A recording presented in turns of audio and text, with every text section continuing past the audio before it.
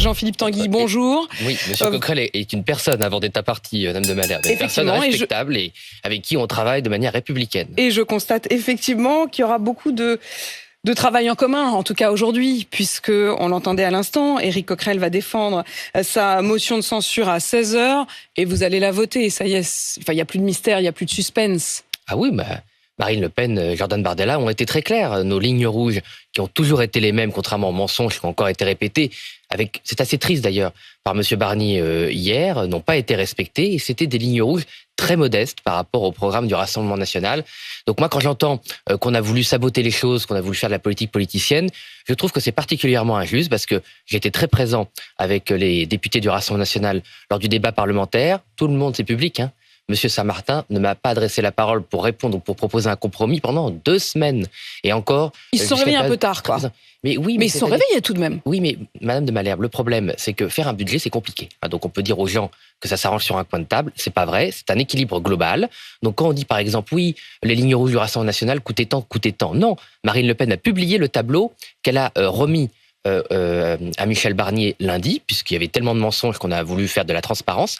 Il y avait 1,6 milliard de recettes ou d'économies de plus que de dépenses. Donc tout cela s'est joué quand même sur des mensonges de la part du gouvernement. Et c'est triste.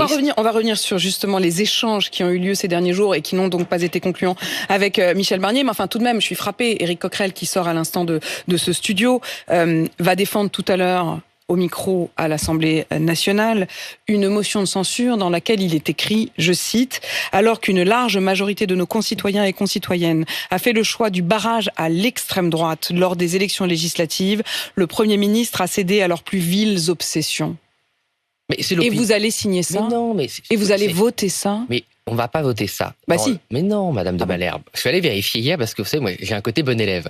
Le règlement de l'Assemblée nationale, on n'est même pas obligé en fait de déposer un texte pour déposer une motion de censure. Il se trouve qu'ils l'ont déposé, ce texte. C'est peut-être de la provoque. Non, mais je vous réponds. On entend, pas vous d'ailleurs, surtout nos adversaires politiques du bloc macroniste, y compris des gens de gauche qui ont essayé de faire ça évidemment pour nous bloquer, dire elle va voter notre texte. Non, la motion de censure n'a pas besoin de texte. Le texte, espèce d'artifice, de col-fiché pour expliquer une position. Mais nous ne votons pas un texte, on vote la censure du gouvernement. Il peut y avoir des gens de tous bords. Il y aura peut-être même des centristes du groupe Lyot qui votent la censure du gouvernement. Donc, vous allez vous associer à des gens qui parlent de vous en disant que vos obsessions sont viles. Oui. Ville, c'est hautement méprisable. Oui, je sais, je vous remercie. Non, mais ce qui est marrant, c'est que ce que vous reprochez quand même à Michel Barnier, c'est du mépris. Et vous allez voter pour des gens qui disent de vous que vous avez de viles obsessions, c'est-à-dire hautement méprisables. Non, mais si vous voulez, ce que les uns et les autres disent de nous dans des moments historiques importants, c'est quand même la première censure d'un gouvernement depuis 1962. Tout à fait. C'est pas anecdotique. Moi, je peux vous dire, pour avoir assisté à un certain nombre de négociations, que Marine Le Pen et Jordan Bardella ont la main, sérieuse et la main tremblante pour censurer ce gouvernement, non pas parce qu'ils ne veulent pas assumer leurs responsabilités, parce que oui, c'est la vie des gens, c'est la vie des Français. Ils ont la main tremblante. Mais heureusement qu'ils ont une main tremblante comme responsable politique. Main tremblante, c'est une expression qui vient de Montesquieu pour dire que quand vous avez des responsabilités, vous devez agir avec responsabilité. Vous devez peser le moment. Oui, mais est-ce que ça veut dire, en tant que représentants de la nation, la main tremblante en faisant tomber un gouvernement de la République, c'est une décision importante. Est-ce que ça veut dire, Jean-Philippe Tanguy, le mot d'ailleurs a été dit également à l'instant par Éric Coquerel, qui parlait d'une responsabilité dont il était parfaitement conscient. Jean-Philippe Tanguy, vous n'avez pas été sensible aux appels à la responsabilité hier du Premier ministre. Il n'aura pas pu vous faire changer d'avis. Quand même, c'est assez frappant lorsqu'il racontait ses échanges avec Marine Le Pen hier soir. Il a, au fond, expliqué qu'il avait plusieurs fois cédé. Il dit, Marine Le Pen a dit notamment ces derniers jours, il faudrait faire un geste, soit sur les taxes sur l'électricité, soit sur les retraites. En tout cas, c'est comme ça que lui l'a compris. Il a donc mesuré les questions et il a décidé d'accéder à la demande de Marine Le Pen sur l'électricité. Et là, Marine Le Pen lui répond, non, finalement, pas seulement l'électricité, mais aussi les retraites. Je ne comprends pas cette position du Premier ministre, parce que moi, j'ai assisté à l'entretien entre Marine Le Pen et En fait, c'était jamais Barnier. assez à vos yeux. C'est faux. Non, mais c'est totalement faux. Voilà, donc, ce récit est faux? C'est totalement faux. Mais c'est clair, en sortant de Matignon, Marine Le Pen a répondu à vos confrères qui étaient dans la cour. Nous avons remis le tableau des lignes rouges, toutes équilibrées, qui était un tout, qui était un bloc. Il n'y en avait aucune en plus, aucune en moins. On a même fait encore un geste, puisqu'on a allégé les efforts qu'on demandait sur l'Union européenne, parce que c'était compliqué au dernier moment de demander une négociation à l'Union européenne. Donc on a plutôt allégé un certain nombre de demandes, essayer de trouver d'autres sources de financement. Et d'ailleurs, ce qui est assez finalement représentatif de la pensée de Michel Barnier et de ce gouvernement, c'est qu'il n'a jamais voulu parler des économies. Ça m'a stupéfait dans les échanges. C'est-à-dire on parlait beaucoup des dépenses. Il ne parlait de la question des dépenses. Oui, nous, on a toujours mis des économies ou des nouvelles recettes sur la spéculation. On ne parlait jamais des dépenses. Moi, je lui dis, mais monsieur le Premier ministre, vous avez un rapport de l'Inspection générale des finances qui identifie 4 milliards de trésorerie inutile des opérateurs. Il faut en prendre au moins 3. On peut en prendre plus. Il ne voulait pas en parler. Et c'est d'ailleurs à l'image de ce budget. Moi, ce qui m'a beaucoup interpellé, et je finirai là-dessus, hier, c'est que M. Barnier n'a pas défendu son budget finalement. Il a parlé de grands principes, il a beaucoup parlé de lui, mais il n'a pas expliqué aux Françaises et aux Français, et c'est la deuxième fois en une semaine, la vision. Où est-ce qu'il veut emmener le pays? Pourquoi ce budget? Pourquoi ces économies? Pourquoi ces impôts? Comment redresser notre nation? Rien. Et en fait, c'est vraiment à l'image de ce budget, qui est un mauvais budget, un budget de faillite, et un budget qui ne redresse pas les comptes. Et finalement, on ne parle pas de levier de la censure, qui est quand même cette crise financière de 50 ans de gabegie. Mais pas de budget du tout.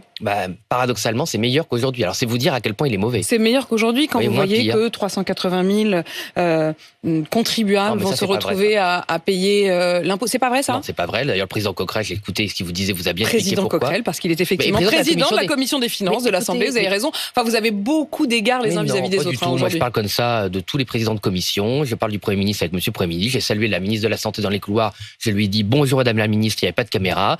Moi, je respecte les statuts des uns et des autres, d'où qu'ils soient et quel que soit leur parti. Je n'ai pas de raison de mépriser Monsieur Coquerel parce qu'il appartiendra à un parti qui est mon ennemi principal, enfin mon adversaire politique principal avec la Macronie, et il nous le rend bien.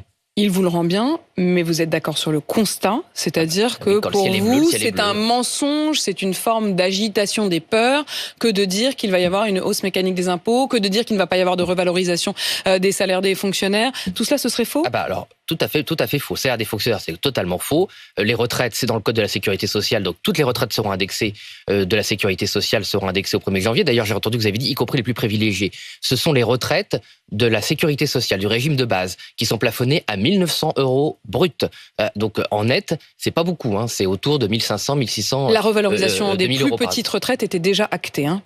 Oui, des toutes petites. C'est ça ce que je veux dire. Hein. D'accord, mais c'est toujours, vous savez, le point, c'est dans les détails en bas de page. Monsieur Wauquiez a annoncé cela, c'était les retraites inférieures au SMIC brut. Donc en fait, ça a coûté que 500 millions d'euros sur 3,5 milliards. Donc il restait les 4/5e. Il a fait mousser bien sûr, d'ailleurs, ça n'a pas beaucoup marché. Moi, je peux vous dire que quand j'ai fait les dîners et les déjeuners des aînés dans ma circonscription, avec souvent des conseillers départementaux de droite, ils étaient plutôt d'accord avec moi pour indexer toutes les pensions que d'accord avec M. Wauquiez pour seulement sauver une toute petite partie des pensions. Est-ce que vos électeurs vont vous suivre, ou pour certains, il y a eu plusieurs appels, notamment sur RMC depuis hier matin, de nombreux électeurs d'un bord ou de l'autre, mais il y a eu notamment des électeurs RN, principalement des récents électeurs RN, et qui disaient, j'ai eu Frédéric, j'ai eu Isabelle, j'ai eu Stéphane hier, qui disaient moi j'ai voté RN aux dernières élections, mais on ne m'y reprendra plus, j'espérais d'eux une certaine stabilité. Mais moi j'écoute, j'entends les commentaires, je pense pas avoir raison sur tout et qu'on est omniscient. Je leur dis, nous avons pris une position de responsabilité, de vérité. Ce budget, évidemment, les gens n'en mesurent pas forcément ou ne connaissent pas les conséquences puisqu'ils ne sont pas exécutés. Donc toutes ces impôts, j'avais un agriculteur dans l'Ain qui dit mais on avait tellement besoin de ce budget. Oui, mais non, les gens ont besoin d'être rassurés, je les comprends. Mais ils n'avaient pas besoin de 40 milliards d'impôts en plus et seulement de 10 milliards d'économies. Ça, je peux vous le garantir. La difficulté, et là où je trouve que Marine Le Pen et Jordan Bardella ont vraiment été courageux, c'est que c'est toujours difficile de s'opposer à des mesures qui n'existent pas encore. Parce que 40 milliards d'euros pour des personnes qui travaillent dur, qui gagnent entre 1 500 ils n'en ont pas et encore 2 vu 500 la couleur, euros, en effet. Ce sont des montants tellement extravagants qu'on n'a pas forcément les échelles et qu'on s'en rend pas forcément compte. Mais ça voulait dire 5% de baisse de remboursement des médicaments, donc de la perte de pouvoir d'achat pour tous les retraités, quasiment tous les retraités, même ceux, contrairement à ce qui a été dit, qui gagnaient peu. C'était des hausses de charges sur les entreprises. Moi, j'ai des entrepreneurs qui m'ont appelé aussi, hein. Ils n'étaient même pas au courant que leur charge allait augmenter de 1,4 milliard, tellement il y a ce récit, hein, cette espèce de mur de mensonges qui essaie d'inquiéter les Français et les angoisser, alors que c'est faux. On se rendra compte demain qu'il y aura un gouvernement démissionnaire qui sera à peu près le même gouvernement que cet été. On a réussi à organiser les Jeux Olympiques avec M. Attal démissionnaire. Je ne crois pas qu'on ait vu de grosses différences alors quand M. Attal n'était pas démissionnaire. Et après, Jean-Philippe Tanguy, est-ce que, comme la France Insoumise, au fond, votre objectif à peine voilé, c'est quand même la démission d'Emmanuel Macron? Si c'est le cas, vous serez déçus. Il a déjà annoncé hier qu'il n'en était pas question. Ouais, donc, vous savez, Emmanuel Macron, il avait dit qu'il n'allait pas dissoudre l'Assemblée nationale. C'est juste. Hein. Bon, donc ce qu'il dit, ça ne m'intéresse pas beaucoup. Donc vous dites qu'il pourrait quand même démissionner. Contre, moi, je voudrais vraiment qu'on remette le débat là où il est. Le sujet, c'est est-ce que ce budget permet de redresser les comptes? Est-ce que ce budget permet la justice sociale? Oui, mais quand même, on le voit bien, votre objectif, objectif, de relancer c'est ça. La production. Qu'est-ce qui va se passer? Il va pas y avoir un gouvernement démissionnaire pendant des semaines. C'était le cas cet été. Une fois plus, on a pu faire des choses. Pas assez, Vous préférez un gouvernement démissionnaire à un gouvernement actif? Je vois pas de différence. Qu'est-ce qui s'est passé en 3 mois de M. Barnier par rapport à 3 mois de M. Attal démissionnaire? Rien du tout. Quelles réformes ont été lancées? Quelle ambition? Rien. C'est factuel. C'est une grosse déception, d'ailleurs, je pense, pour beaucoup de Françaises et de Français. Faut-il un gouvernement technique, alors? Mais c'était une forme de gouvernement technique qui n'avait pas. Ce sera mécaniquement une forme de gouvernement technique. C'est une appellation. Michel Barnier pourrait rester pour des gens qui ne savent pas faire de politique. Michel Barnier pourrait rester Premier ministre démissionnaire pratiquement jusqu'à l'été. Ce serait quand même un affront démocratique. Mais on peut trouver quelqu'un, qui présente un meilleur budget, sans ambition politique particulière. On parle d'un certain nombre de personnes qui ont eu des relations quasi amicales avec vous, Sébastien Lecornu. Amicales, ça c'est pas grave. Ils ont dîné ensemble. La courtoisie, oui. Le respect, la courtoisie et surtout une capacité à faire des économies et à nous proposer un budget qui est pas le respect, la courtoisie, mais qui est pas à 5,5% de déficit. Et Madame vous signerez une motion de censure qui parle de vous comme de ville. Mais pendant qu'on discute de beaucoup de choses, hier la loi finale pour les finances de 2024 encore 6 milliards de déficit en plus. Et aujourd'hui, le dérapage du budget qu'on nous propose, on est déjà à 12 milliards de dérapage alors qu'il n'a même pas commencé à s'exercer. Donc, est-ce qu'on peut aussi parler des finances publiques? Nous sommes en crise financière, nous sommes en crise budgétaire. Monsieur Barnier a beaucoup parlé de lui, c'est son droit. J'aimerais qu'on parle du budget et surtout des Françaises et des Français. Et où est-ce que tout ce petit monde veut nous emmener? Et ce sera la suite, effectivement, après donc ce séisme politique annoncé cet après-midi, puisqu'on l'a bien compris, vous avez tué tout suspense. Il y aura bien ce vote de la motion de censure tout à l'heure. Merci Jean-Philippe Tanguy d'être venu ce matin à mon micro. Je rappelle bien sûr que vous êtes président délégué du groupe RN à l'Assemblée nationale, député de la Somme. Et merci aussi à Éric Coquerel d'avoir commencé cette interview du face-à-face. Éric Coquerel, qui est député de la France Insoumise de Seine-Saint-Denis et président de la Commission des Finances. C'est lui qui défendra cette